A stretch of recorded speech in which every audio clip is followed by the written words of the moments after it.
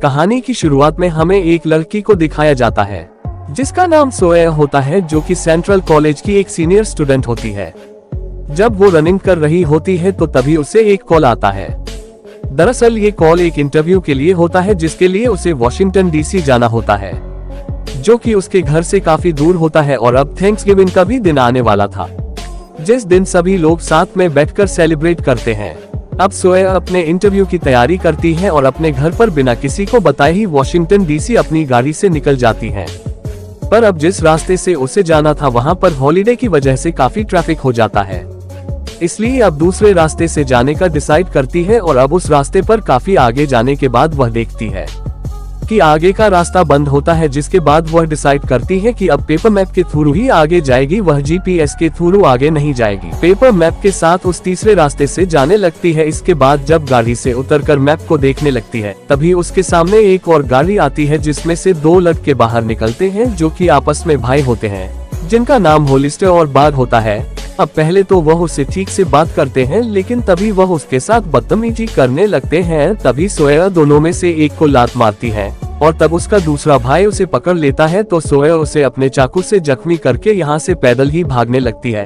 अब ये दोनों भाई भी उसे किसी तरह पकड़ना चाहते थे। सोया अपनी जान बचाने के लिए तेजी से भागने लगती है। वह भागकर इन दोनों से काफी दूर चली जाती है, लेकिन अब उसे आगे जाने का कोई रास्ता नहीं पता होता। वह यहाँ पर भटक चुकी होती है, साथ ही उसका पैर भी काफी जख्मी हो गया होता है। अब पूरा दिन चलने के बाद वो एक नदी के किनारे तक पहुँच जाती है और अब रात होने को आ जाती है। अब शायद आज रात यहीं पर बिताती है। दूसरी तरफ एक औरत पुलिस स्टेशन में कॉल करती है और बताती है कि कल से सड़क पर गाड़ी खड़ी है और उसके अंदर कोई भी नहीं है। फिर वो पुलिस वाला जब वहाँ पर आता है तो उसे पता चल जाता है कि वह गाड़ी सोया की है। वो जब आसपास देखता है तो उसे कुछ भी नहीं मिलता, लेकिन तभी उसे वहाँ किसी को घसीटने के निशान दिखते हैं। इसके बाद में पुलिस वाला वहाँ के आसपास के घरों में जाता है, जहाँ पर हॉलिस्टर और बग के घर में भी पहुँच जाता है। फिर जब हॉलिस्टर घर से निकलता है तो पुलिस वाला उससे पूछता है कि गाड़ी किसकी है, पर हॉलिस्टर तरह से साफ साफ मना कर देता है। तभी यहाँ पर उसका भाई बग भी आ जाता है, जिसकी टी शर्ट पर खून का निशान लगा होता है। यही वही जगह होती है जहाँ पर सोया ने उस पर हमला किया था। अब उस पुलिस वाले को इन दोनों पर शक हो जाता है, लेकिन उसके पास उनके खिलाफ कोई सबूत नहीं था, इसलिए वह यहाँ से चला जाता है। दूसरी तरफ जंगल में हम सोया को देखते हैं, जो अभी भी नदी के किनारे ही होती है। उसका पैर काफी जख्मी हो गया था, साथ ही उसने एक दिन से कुछ भी नहीं खाया होता है, जिसकी वजह से वह काफी भूखी भी होती है और खून बहने से उसके शरीर में काफी कमजोरी भी आ गई थी।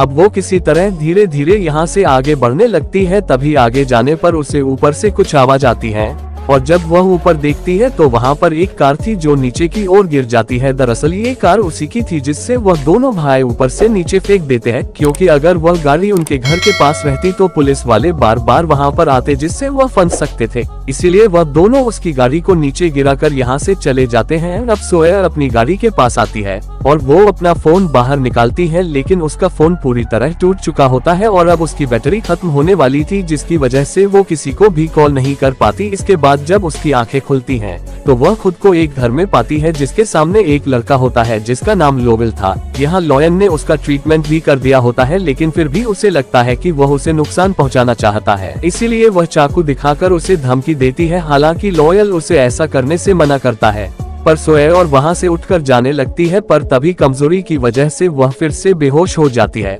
और इस बार जब उसे होश आता है तो लोवेल ने उसके हाथ पैर दोनों बांध दिए होते हैं। वो खाने के लिए ब्रेड देता है और उससे पूछता है कि तुम यहाँ पर क्या कर रही हो। फिर सोया उसे अपने बारे में सब कुछ बता देती है।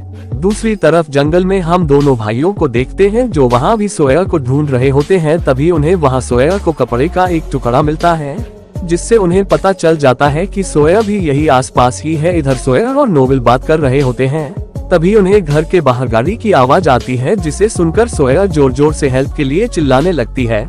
लेकिन तभी नोवेल उसका मुंह पकड़ लेता है और कहता है कि पहले मुझे बाहर जाकर देखने दो। इसके बाद जब वह बाहर आता है तो वहाँ पर वही दोनों भाई होते हैं, होलिस्टर और बग। दरअसल नोवेल का कजन होता है। ये दोनों नोवेल से उस लड़की यानी सोया के बारे में पूछते हैं, पर यहाँ नोवेल इन्हें साफ साफ मना कर देता है और कहता है कि वो किसी भी लड़की को नहीं जानता, लेकिन इन दोनों भाइयों को उस पर शक होता है। जिसके बाद दोनों घर के अंदर चले आते हैं, लेकिन तब तक सोया घर से निकलकर बाहर आ चुकी होती है, जहां पास में ये खराब ट्रक होता है। जहाँ पर वह छुप जाती है। इसके बाद जब वो दोनों भाई वहाँ से चले जाते हैं तो नोवेल उसके पास आता है और कहता है कि तुम्हें ऐसे घर से बाहर नहीं निकलना चाहिए था। वो उसे घर के अंदर आने के लिए कहता है। अब यहाँ पर सोया को पता चलता है कि नोवेल उसे उनसे बचा रहा है। दूसरी तरफ उस पुलिस स्टेशन में जो पुलिस वाला होलिस्टर और बग के घर गया था तो उसका सीनियर उससे पूछता है कि उसके केस का क्या हुआ। वो उसे कहता है कि उस गाड़ी में एक लड़की थी जो कई दिनों से लापता है और उन्हें किसी भी तरह उसे ढूंढना होगा। जिसके बाद पुलिस वाला फिर से होलिस्टर और बग के घर पर आता है और उनसे कहता है कि तुमने उस लड़की को जंगल में भगाकर अच्छा नहीं किया, क्योंकि यह केस काफी ऊपर तक जा चुका है। अब यहाँ पर हम पता चलता है कि यह पुलिस वाला भी इनसे मिला हुआ है। इधर नोवेल का घर दिखाया जाता है जहाँ नोवेल से सोया कहती है कि मुझे यहाँ से जाने दो क्योंकि मुझे वॉशिंगटन डीसी जाना है, जो यहाँ से ज्यादा दूर नहीं है। लेकिन नोवेल उससे कहता है कि उसके पास कोई गाड़ी नहीं है, लेकिन इस वीकेंड को होलिस्टर और बग जाने वाले हैं और तब उनकी गाड़ी मेरे पास होगी और तब मैं तुम्हें कहीं भी छोड़ दूंगा, लेकिन तब तक तुम्हें 2 दिन इंतजार करना होगा। अब यहाँ पर ये दोनों एक दूसरे के साथ काफी फ्रेंडली हो जाते हैं, जहाँ सोया को भी पता चल जाता है कि नोवेल उसे नुकसान नहीं पहुँचाना चाहता बल्कि वह उसकी मदद कर रहा है। अब यहाँ नोवेल एक केमिस्ट्री का स्टूडेंट होता है, इसीलिए वह केमिकल से कुछ बना रहा होता है। वो उसे सोया को भी दिखाता है। दूसरी तरफ हम देखते हैं कि वो दोनों भाई एक बार फिर से नोवेल के घर आते हैं, जहाँ पर ये कुछ बॉक्स लेकर आए होते हैं। जब वह दोनों अंदर आते हैं तो वे नोवेल वहाँ जानबूझकर धुआं कर देता है, जिससे सोया यहाँ से भागकर नदी के किनारे चली जाती है और इन दोनों भाइयों को पता नहीं चलता कि सोया ही उनके कजन के घर पर थी। दूसरी तरफ हम उस पुलिस स्टेशन में देखते हैं जहाँ पर एक पुलिस वाले को करप्ट पुलिस वाले के बारे में पता चल जाता है कि वह होलिस्टर और बग के साथ मिला हुआ है। ये देखकर वह उस पुलिस वाले को गन पॉइंट पर ले लेता है, लेकिन इससे पहले वह उसे अरेस्ट करता और उसकी सच्चाई किसी को बताता। तभी वो करप्ट पुलिस ऑफिसर उसे शूट कर देता है, जिससे उसकी मौके पर ही मौत हो जाती है। इसके बाद दोनों भाइयों की हेल्प से उसकी लाश को भी गायब कर देता है। इसके बाद जब इनका सीनियर पुलिस ऑफिसर यहाँ पर आता है तो वह करप्ट ऑफिसर सोया का इल्जाम उस पुलिस वाले पर लगाने लगता है जिसे उसने शूट करके मार दिया था। लेकिन तभी उसका सीनियर पुलिस अफसर उससे कहता है कि अब वह ये केस उसके हाथ से लेकर स्टेट पुलिस को दे चुका है। ये सुनकर अब वह पुलिस वाला काफी परेशान हो जाता है। इसके बाद दोनों भाइयों के पास जाता है। अब यहाँ पर हमें ये भी पता चलता है कि वो उनके साथ ड्रग्स का भी काम करता है और वो ड्रग्स वो दोनों भाई नोवेल से बनवाते हैं। इसीलिए जब आखिरी बार उसके के घर गए थे तो वह कुछ बॉक्स लेकर गए थे जिसमें ड्रग्स बनाने का सामान था। इसके बाद जब सोया और नोवेल घर के बाहर बैठे होते हैं तभी उस पुलिस वाले की गाड़ी वहां से गुजरती है।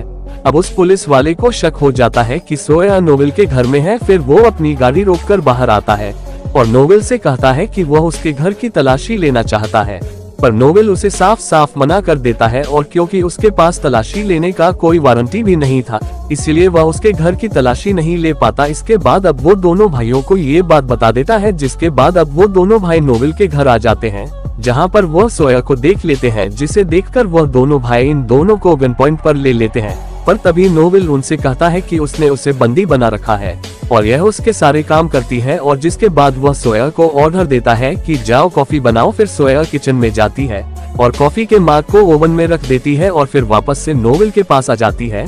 तभी कुछ देर बाद ओवन से आवाज आने लगती है जिसका मतलब था कि कॉफी बन चुकी है। फिर बग जैसे उसके पास जाता है तो तभी ओवन में ब्लास्ट होता है जिससे बग की वहीं पर मौत हो जाती है और बाकी सभी भी काफी जख्मी हो जाते हैं। दरअसल नोवेल कुछ दिन पहले जो केमिकल अपने घर में बना रहा था वो यही अमीनो था और उसने इस बारे में सोया को भी बताया था ताकि मौका आने पर वह उसका इस्तेमाल कर सके। अब इस ब्लास्ट में इनका घर जल चुका होता है और ये दोनों किसी तरह बाहर आ जाते हैं। तभी वह दूसरा भाई होलिस्टर घर से बाहर आता है जो बुरी तरह जल चुका था। ये देखकर नोवेल सोया को वहां से भागने के लिए कहता है। अब होलिस्टर उसे पीछे से गोली से शूट करने वाला होता है पर तभी नोवेल उसे पकड़ लेता है और उसकी गन छीनकर उसी पर तान देता है। पर इससे पहले नोवेल उसे मारता तभी वहां पर वह बेईमान पुलिस वाला आ जाता है जो इन दोनों को ही शूट करके मार डालता है। अब यहाँ पर उसने होलिस्टर को इसीलिए मारा था ताकि उसके खिलाफ कोई भी सबूत न बचे। दूसरी तरफ हम जंगल में देखते हैं जहाँ सोया जंगल में भाग रही होती है। फिर वह भागते भागते सड़क तक पहुँच जाती है और तभी उसे वहाँ पर पुलिस की गाड़ी दिखती है। फिर वो उस पुलिस वाले की गाड़ी में बैठ जाती है। तभी हम देखते हैं कि उस गाड़ी में वही बेईमान पुलिस अफसर होता है। अब सोया यहाँ से भागने की कोशिश करती है लेकिन तभी वह पुलिस वाला उसे पकड़कर उस नदी के किनारे ले जाता है जहां पर उसे नदी में डुबाकर मारने की कोशिश करता है। तभी उसका फोर्क जो नोवेल ने उसे दिया था वह पानी में गिर जाता है।